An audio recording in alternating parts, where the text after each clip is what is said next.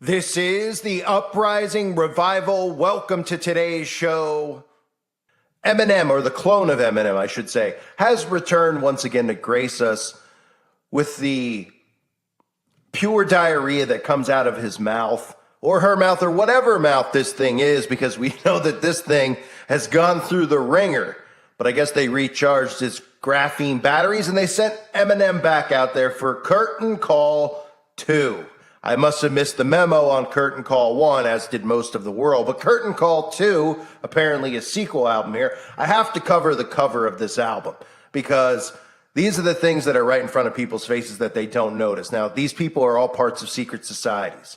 They all worship Satan, as crazy as that sounds, and they show you this through signs and symbols all the time. Now, a lot of them also just tell you this flat out in their songs, in their music videos, and with the symbols that they constantly show us and flash on the TV screen whenever they're on TV or on a magazine cover. But people don't seem to understand it. Now, the celebrities play a huge role in this. They are the engineers in this ship. They're the ones who engineer the behavior of society and the thoughts of society through their so-called celebrity.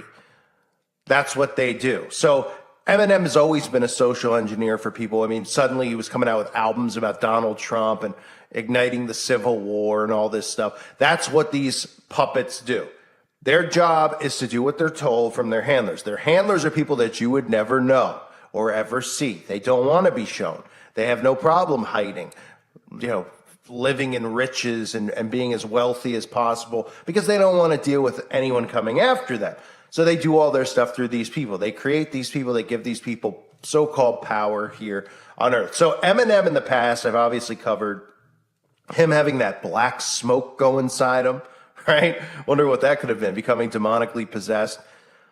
Probably most famously his 3 a.m. where he's taking his bloodbath ritual, which ties into everything I've covered on this channel or on a channel before, where he's taking his bloodbath at 3 a.m. and 3 a.m. is usually the hour, the ritual hour for these people. But let's start with the obvious. I mean, where do we begin when we look at this album cover? Okay, well, we have him right off the bat, so nicely, just doing all-seeing eye symbolism while putting the devil horns right over his eyes. But this is a huge coincidence too, obviously we've seen this guy do this symbol before.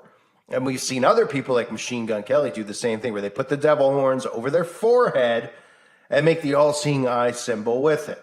But we're supposed to believe, again, that this is trolling. He's trolling a time for judgment, apparently. He's trolling a few YouTubers that are left on the planet that get, 10,000, 20,000 views.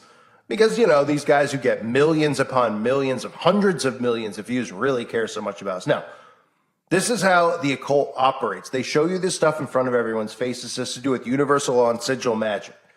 Okay?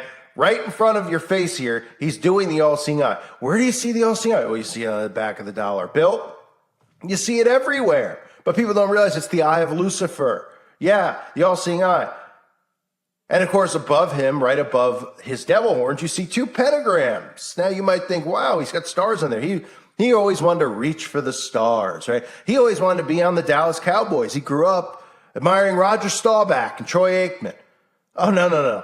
These would be pentagrams. Now, our society has become indoctrinated with symbols like this, and people roll their eyes when they hear me even talk about it. They're like, that's not a pentagram because the lines aren't going through it. It's the points in the star, okay? This is a pentagram. This is how they get away with it. I mean, if every single thing had the lines through it, like, the American flag, right? I mean, because everything has the stars in it, people might get a little suspicious, but you'd think they'd be a little suspicious by seeing the star all the time, being that almost every corporate logo, every state flag has the stars on it. But we're supposed to believe that it has to, the stars and stripes, wink, wink, that it has something to do with, like, stars in the sky. Meanwhile, they don't look like that, do they? When you look at a telescope and you see stars, do they look like a bunch of these things sitting in the sky? Right? I mean, this isn't Super Mario Brothers, okay? The world that we live in, It might feel like it. Super Mario Brothers might be more real than the world we're actually living in.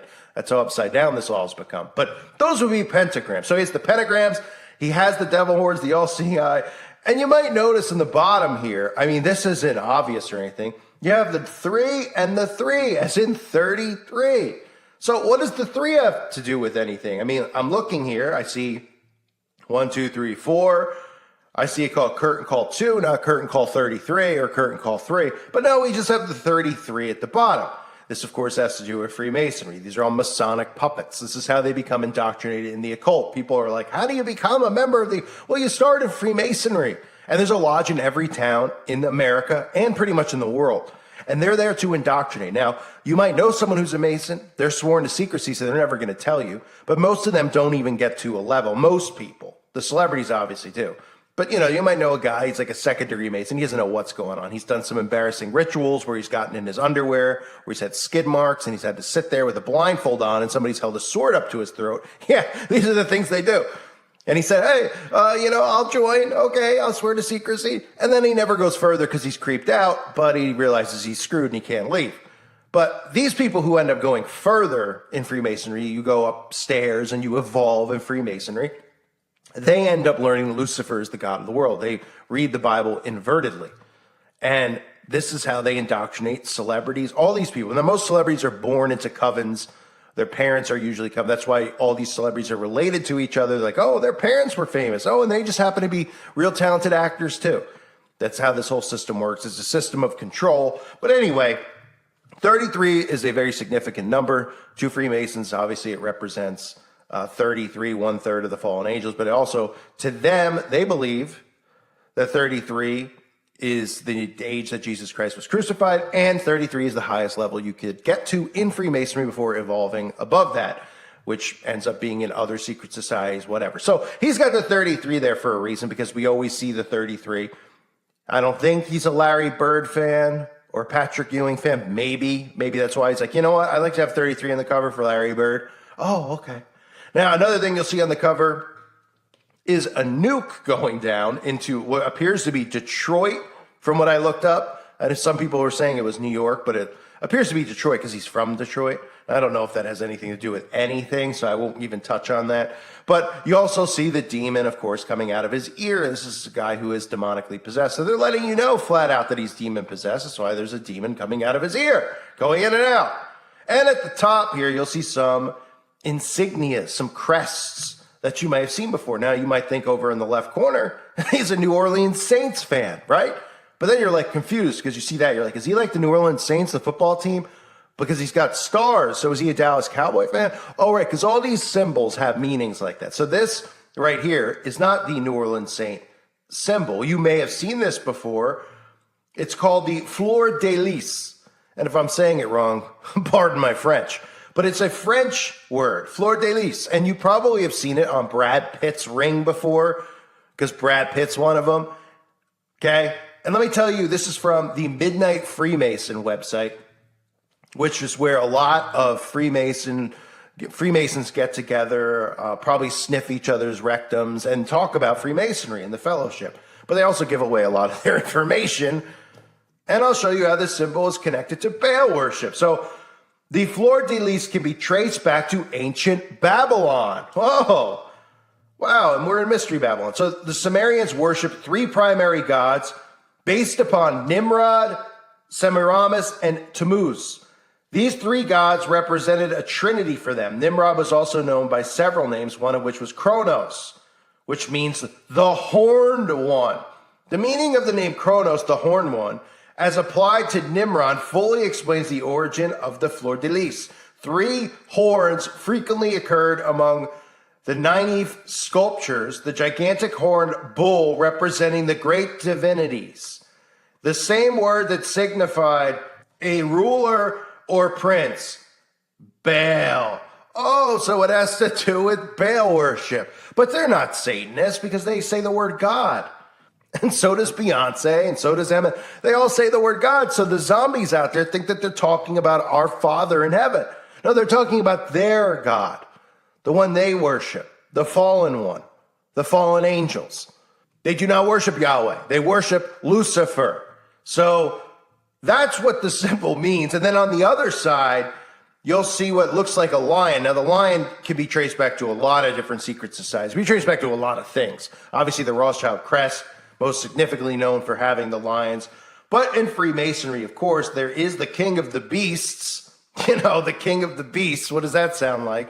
Which has significance in Freemasonry, and the lion's paw, which is one of the grips that the Master Masons use to pretty much say an important form found among Freemasons, is the definition, would be the lion's paw, or grip formed by placing the fingers on the form of a cat in the form of a cat's paw. The Freemason is introduced to the symbol of the lion's paw during the Master Mason's degree.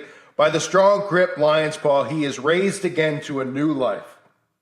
The Mason firmly grasps the right hand of a fellow Mason. The thumbs of the hands are interlaced. Now, obviously, he's just showing the lion here. You could be looking at that as if, oh, well, that doesn't really mean that. But it is a symbol used in Freemasonry. It is a symbol used in a lot of secret societies. The lion also has significance in the Bible as well. But the King of Beasts is the most common theme that you'll see in Freemasonry when it comes to using the lion. So you have those insignias in there. You also even have Jason Voorhees make a cameo at the bottom. But of course, he's only showing one eye.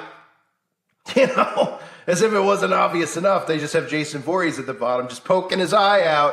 Jason Voorhees also wanted to be an optometrist, but failed, so he decided to drown himself in the lake, Camp Crystal Lake, and then come up every summer and kill lifeguards or people who were just running around the beach because he failed at optometry. So there's your motive for Jason Voorhees, because apparently he loves his eyeball too, because all these people just are obsessed with one eye. Just eyeballs, eyeballs, eyeballs on their shirts, on their jackets, in their music videos, on their album covers, and they flash them in all their videos, but nobody seems to understand. It's only on the back of your dollar bill what it represents. They think it's all a giant coincidence. Yeah, these guys all went to school to become eye doctors. They have they have filthy thoughts about eyeballs all the time. They're just obsessed. It's a fetish of theirs. I mean, people don't see this stuff with the signs and the symbols. You know, there's no stretch when it comes to the all-seeing eye. It's not like they're the all-seeing eye. Ooh, the Illuminati. Oh, it's a stretch. It's on the back of the dollar bill. The pyramid with the eyeball. Why would it be a stretch? Why would it even be there in the first place? Why do these people constantly show it and use it? Oh, right, because they're trolling. Oh, okay. If your brain only goes as far as thinking that, then you don't have a brain in your head. So this is Eminem. I'm sure his clone. Curtain Call 2. But he's got 33 right on the bottom. And I'm sure there's significance to the pinball numbers in gematria or something, I'm sure. I know that upside down, if you flip the words, one of them is hellish. No, the one on the right side, 771534. If you flip it upside down and reverse it or whatever, it's supposed to be hellish. I don't know. That's what I read. But this is just the basic nonsense that these people constantly push that people seem to not see. The all-seeing eyes, the devil horns, the pentagrams, the 33, right? You have their crests on there that people would just automatically ignore. The insignias, they just automatically don't have a clue. They just see it, and they're like, oh, yeah, what is he, like the New Orleans Saints? Right? You have demons flying out of their ears, and you have cities being nuked. So this is normal. It's everything to do with Slim Shady or any of these stupid songs this guy comes out with. All of them. All engineering the masses. I thank you guys for being here. Hope you're doing well. God bless you and your families.